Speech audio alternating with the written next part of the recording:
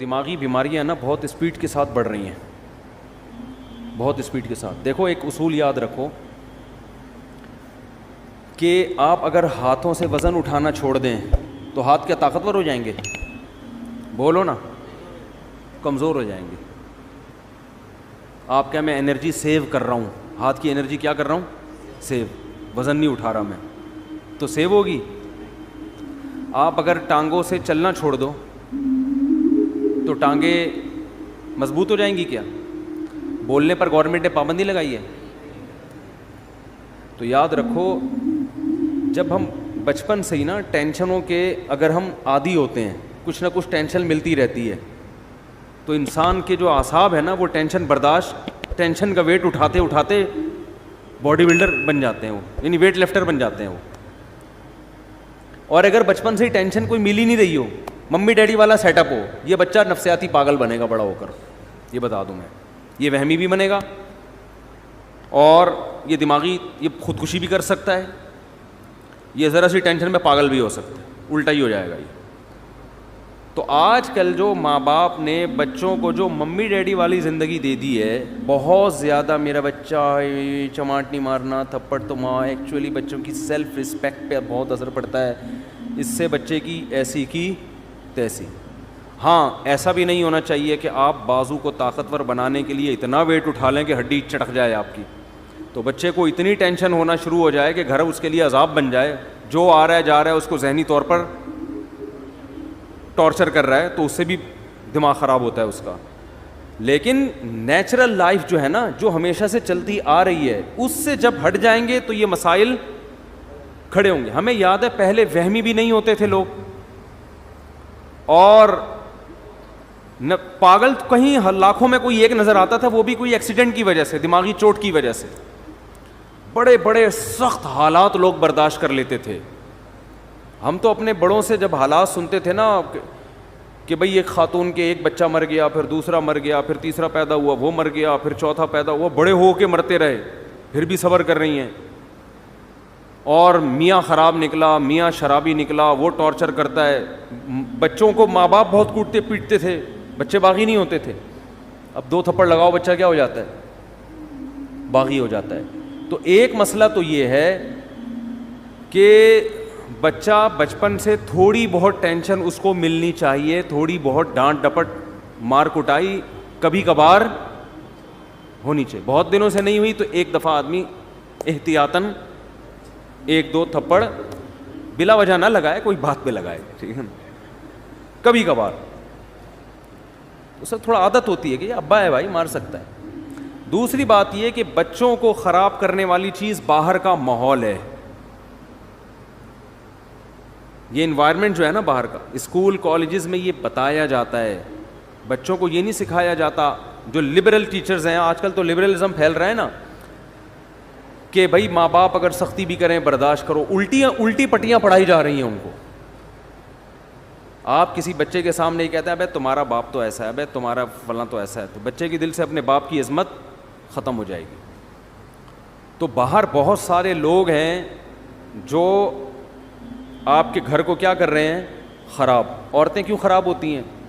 وہ جب دوسری عورتوں کے گھروں میں جاتی ہیں تو دوسرے کی میاں کی خوبیاں ان کو نظر آ رہی ہوتی ہیں, خامیاں نظر نہیں آتی, اور اپنے میاؤں کی خامیاں نظر آ رہی ہوتی ہیں, خوبیاں نظر نہیں آ رہی ہوتی.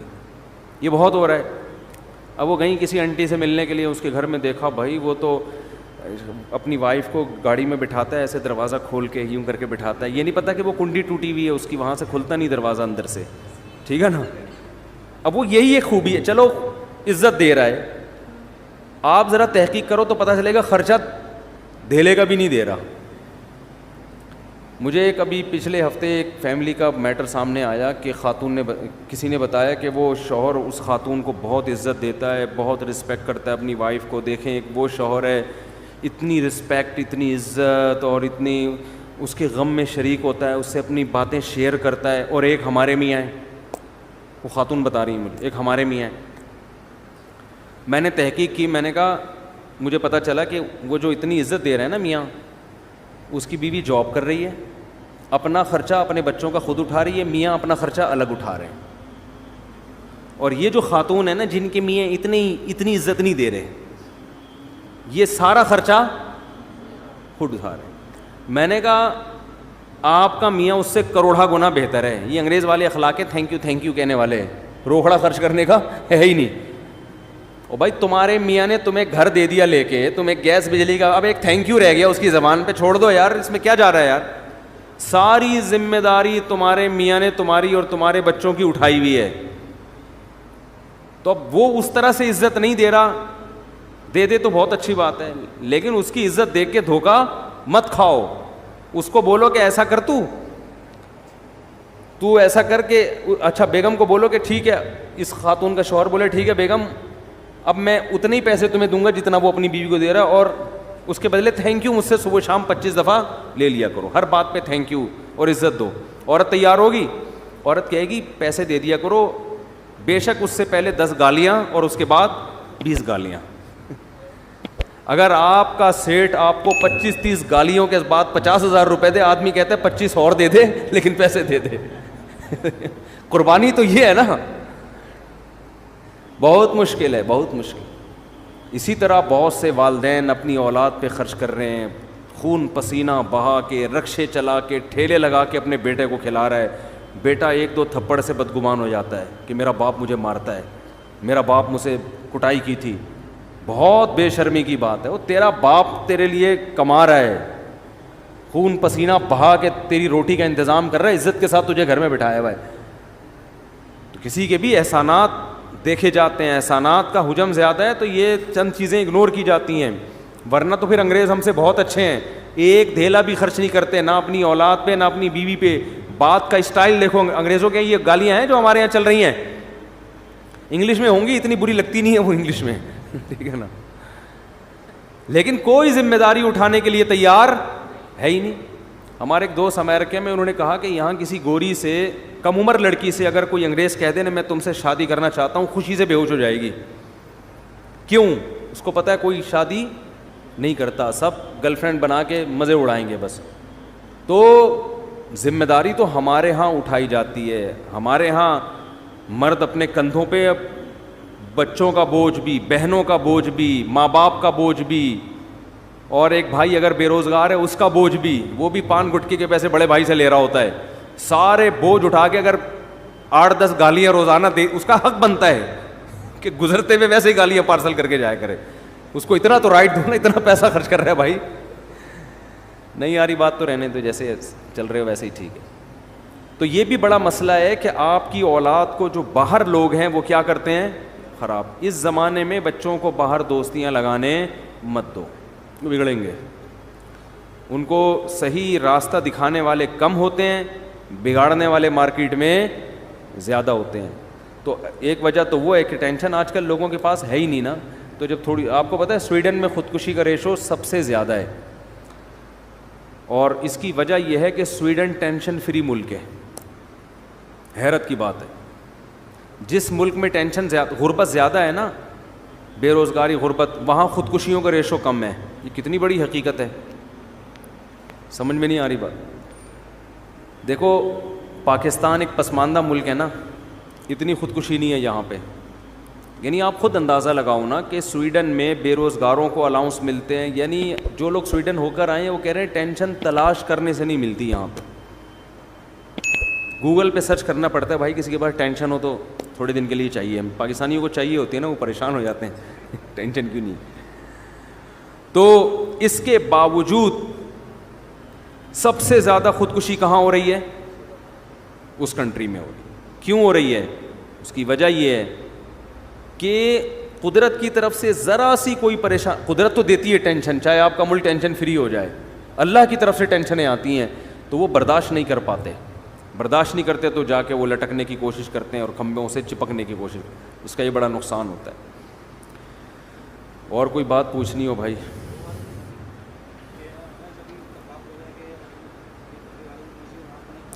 دیکھو بات کسی مسلک کی نہیں ہے, جس کا عقیدہ شرکیہ ہے اس کے پیچھے نماز جائز نہیں ہے. سمجھتے ہو؟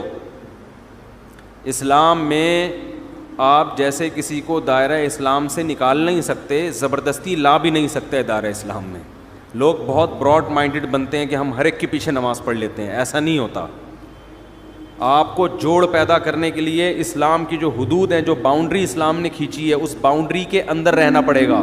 اور ایک بات خوب اچھی طرح سمجھ لیں, پہلی بات تو یہ ہے کہ جس کا عقیدہ شرکیہ ہو اس کے پیچھے نماز جائز نہیں ہے, چاہے اہل حدیث ہو, چاہے دیوبندی ہو, چاہے بریلوی ہو, چاہے کوئی بھی ہو. عقیدہ شرکیہ تو اس توحید پرست ہونا ضروری ہے. دوسری بات یہ ہے کہ جوڑ پیدا کرنے کے لیے آج کل یہ بھی ایک ٹرینڈ چل نکلا ہے کہ بس لوگوں کو دین پہ لے کر آنا ہے. اس کے لیے اسلام کی جو بیسک اصول ہیں انہی کی دھجیاں اڑا دی جاتی ہیں. تو لوگوں کو دین کے قریب کرنے کے لیے آپ جو اسلام کے بنیادی اصول ہیں, اسلام نے جو باؤنڈری کھینچی ہے, اس میں تبدیلی نہیں کر سکتے.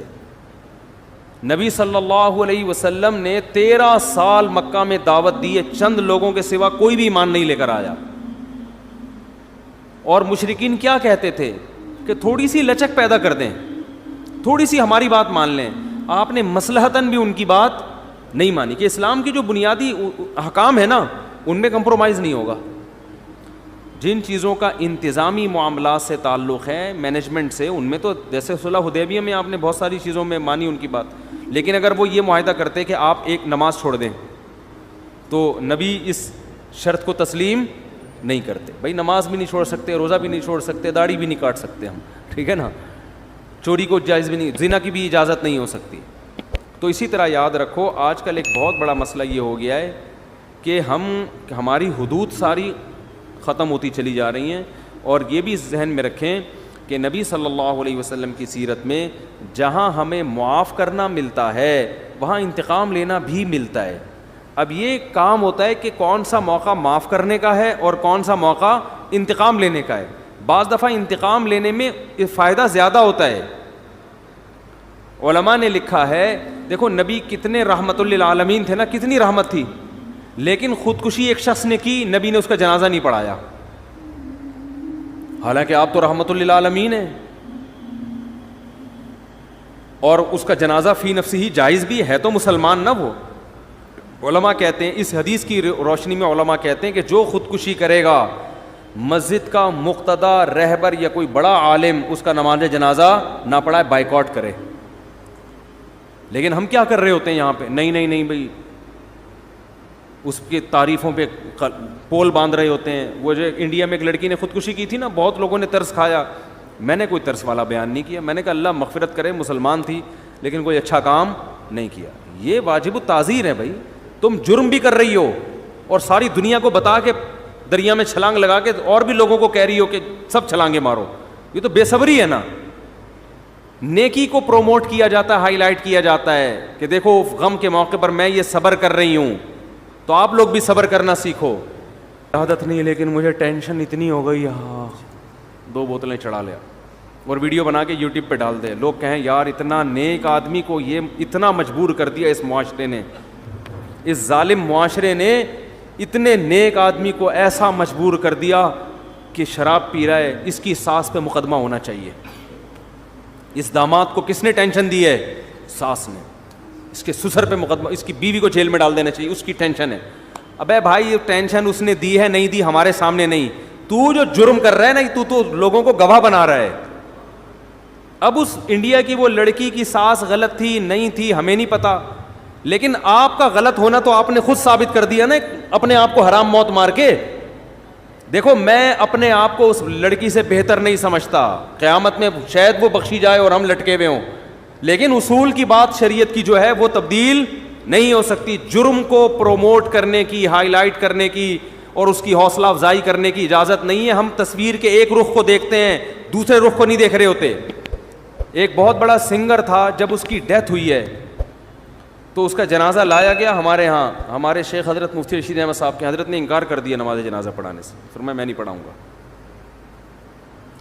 ہو سکتا ہے چھپ کے بہت دعائیں مانگی ہوں اس کے لیے, بظاہر یہی لگتا ہے اکیلے میں بہت روئے ہوں گے اللہ اس کو معاف کر دے, کھلے عام اس کا جنازہ نہیں پڑھایا تاکہ عبرت ہو, کوئی اچھی موت نہیں ہے یہ.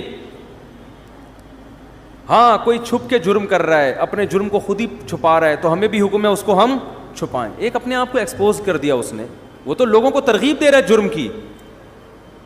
تو اس لیے بھائی ان چیزوں میں آج بے اعتدالی بہت ہونے لگی ہے. ہم حدود شریعت سے تجاوز کرتے ہیں. مجھے کچھ سنگر لوگ ملتے ہیں کہ ہم نے توبہ کر لی ہے, ہم پہلے ایسے تھے, ہم یوں تھے, ہم یوں تھے. تو ٹھیک ہے, بیچاروں نے توبہ کی, اللہ ان کی توبہ قبول فرمائے, لیکن میں ان سے اکثر ایک بات کہتا ہوں کہ یار اپنے ماضی کو بھول جاؤ. اب ماضی کو, ایک تصویر تو چلو کوئی اپنی محفوظ رکھ لے کہ لوگوں کو ترغیب دینے کے لیے کہ میں ایسا تھا اور ایسا ہو گیا, چلو ایک آدھ اس میں یہ مسئلہ سمجھ میں آتی ہے تاکہ دوسرے گلوکاروں کو بھی موٹیویشن ملے. ہمارے ایک دوست تھے, وہ کہیں ڈراموں میں آیا کرتے تھے, تو پھر انہوں نے توبہ کی, تو انہوں نے مجھے اپنی پرانی تصویر بنائی نا, دکھائی, کیپ پہنا ہوا ہے, کالا چشمہ اور عجیب سی مونچھیں رکھی ہوئی ہیں, اور جب وہ توبہ کیا ایسا, جن کے میں نے 3 شادیاں نہیں, تیسری کروائی تھی شادی, وہ ویڈیو بھی گئی تھی. اب وہ شوبز کی دنیا چھوڑ کے شادیوں پہ سیٹ ہو گئے ہیں. شوبز کی دنیا چھوڑ کر کس پہ سیٹ ہو گئے ہیں؟ سیٹ ہوتا ہے آدمی تو پھر وہ کرتا ہی چلا جاتا ہے, پھر وہ ڈھیٹ بن جاتا ہے. تو میں نے کہا اچھا ہے, وہ جو حرام کاری کا خطرہ تھا وہاں پہ, یہ نہیں کہ سب کوئی غلط کر رہے ہوتے ہیں, میں الزام نہیں لگا رہا. تو کیا نتیجہ نکلا کہ اب انہوں نے اتنا پیارا ان کا حلیہ ہو گیا, تو وہ ایک تصویر انہوں نے رکھی ہوئی ہے, وہ فیس بک پہ بھی ڈالی تھی کہ یہ زیادہ اچھی ہے یہ والی, سب وہ نورانی چہرے کو کہہ رہے تھے ماشاء اللہ ماشاء اللہ. تو ایک تو چلو عبرت کے لیے ٹھیک ہے, لیکن اپنی ساری تصویریں کہ میں ایسے ناچتا تھا, میں یوں کرتا تھا, میں یوں, بھائی یہ تو آپ اپنے گناہ کو کیا کر رہے ہو. آپ اپنے حج اور عمرے کی تصویر سمجھ میں آ رہا ہے کہ میں سردی میں رو رہا تھا. اول تو اس کو بھی ضرورت نہیں ہے, لیکن یہ کوئی پھر بھی ایک سمجھ میں آنے والی چیز ہے. تو اپنے گناہ کی یادگاریں محفوظ رکھنا یہ اچھا کام نہیں ہے. نبی صلی اللہ علیہ وسلم نے فرمایا کہ ایمان کی مٹھاس کا حدیث کا مفہوم ہے, اس وقت انسان کو محسوس ہوتی ہے جب وہ کفر کی دنیا یا گناہ کی دنیا میں جانے کو اتنا برا سمجھے جیسے آگ میں چھلانگ لگانے کو. اس کو اتنی نفرت ہو اس ماضی کی دنیا سے کہ میں نے کس گند میں زندگی گزار رہا تھا. پھر اس کا مطلب ہے خاندانی توبہ کی ہے اس نے. سمجھتے ہو کہ نہیں؟